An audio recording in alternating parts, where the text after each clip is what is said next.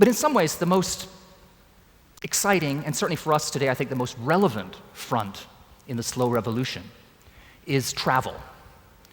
And that's because when we travel, when we vacation, so many of the benefits of slowing down intersect.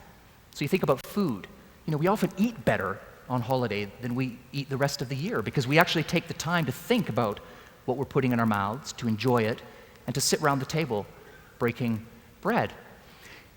Vacation travel is often the only time when we leave the office behind to rest, refuel, and recharge.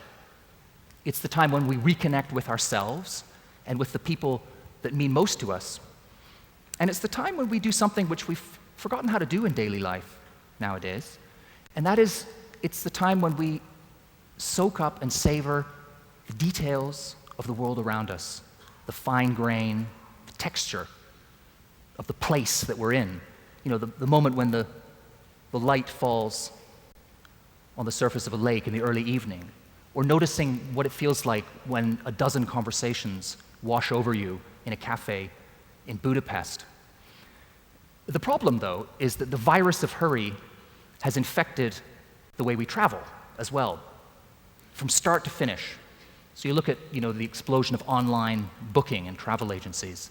You get on your computer, 4 or 5 mouse clicks later, you have a cookie-cutter vacation. And then the rise of the overstuffed itinerary, so that we travel, race around ticking boxes, and then come home so exhausted that we need another vacation to get over the one we've just had. And I think that's why the idea of slow travel is taking off.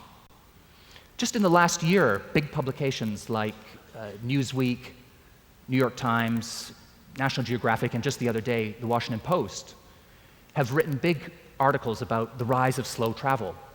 And in London, where I live, the local events magazine, Time Out, 2 weeks ago, ran a cover story exploring how to get the most out of London by slowing down.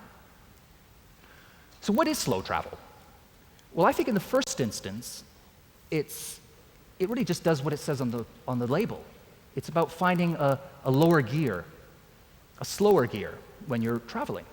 And already you see the travel industry responding to this yearning that people have to put on the brakes a bit more when they travel.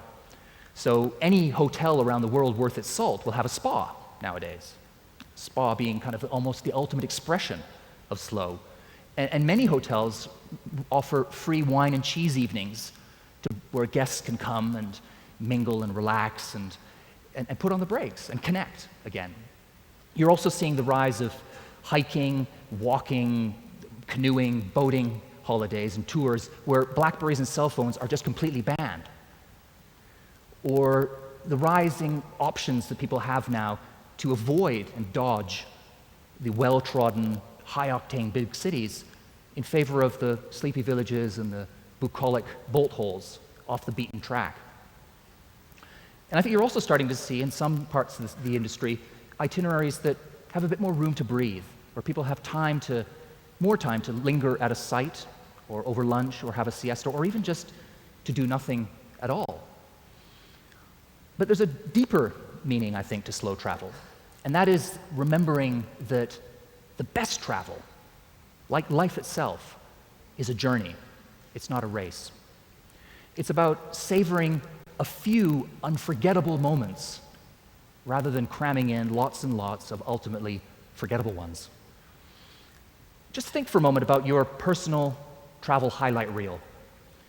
If it's anything like mine, then the best clips will have a healthy dose of slow in them. A few years ago, a very savvy travel advisor tipped me off about a restaurant in an obscure village in northern Italy, and it took hours to get there. And of course, on the day I arrived, the family had decided on a whim not to open at lunch. So it took even more hours before I finally found myself sitting at the table, but I tell you, it was probably the best meal I have ever eaten. Even today, I can still taste the cipolline, the little onions that have been picked that morning and marinated slowly all afternoon in sweet vinegar. Last year, my family and I went to Holland to do a cycling barge holiday,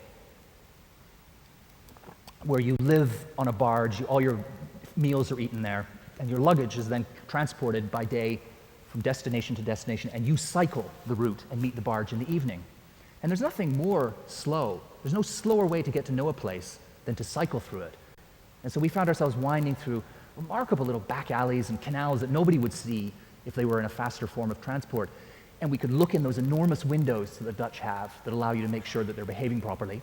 And the windows you could smell going through little towns. You could smell people's dinner cooking, coming wafting out, the aromas out through the kitchen window. And many a time we stopped and just joined in an impromptu soccer game by the side of the road.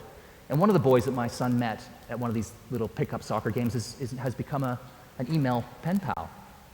And on the last day of that cycling barge holiday, as we were coming into Amsterdam, the rain was coming in horizontally, and everyone on the boat decided to stay on board and just forget the cycling for that last day, except for my son, who's a very determined little fellow.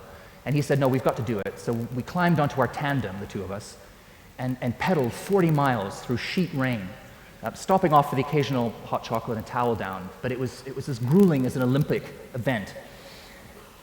But it was an amazing moment of simplicity and slowness and closeness. And when we arrived in Amsterdam after this 40-mile trek, my son jumped into my arms, and I can still remember what his hair smelled like when he said to me, "We did it. We did it. We did it." Now, my most surreal travel moment happened in Brazil during Carnival. And I was in a small town in the north, and my itinerary said that I should be hopping on the next bus and moving on to my next destination, but I just didn't want to do the itinerary thing. I thought, I just want to slow down here.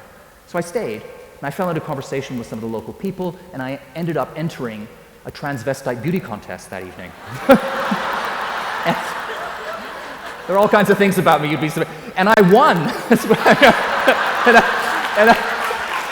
and I've never been sure whether to be flattered or worried by that.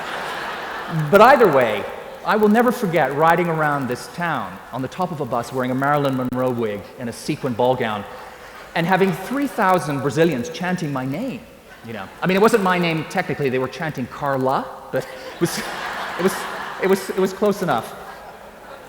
So I guess what I'm saying is that slow travel is about life experiences that are unique, authentic, rich in meaning and detail and connection. They're experiences that take us to the core, the essence of ourselves, of a place, of a moment. They are ultimately experiences that you will never find on Google. They are memories that will last a lifetime.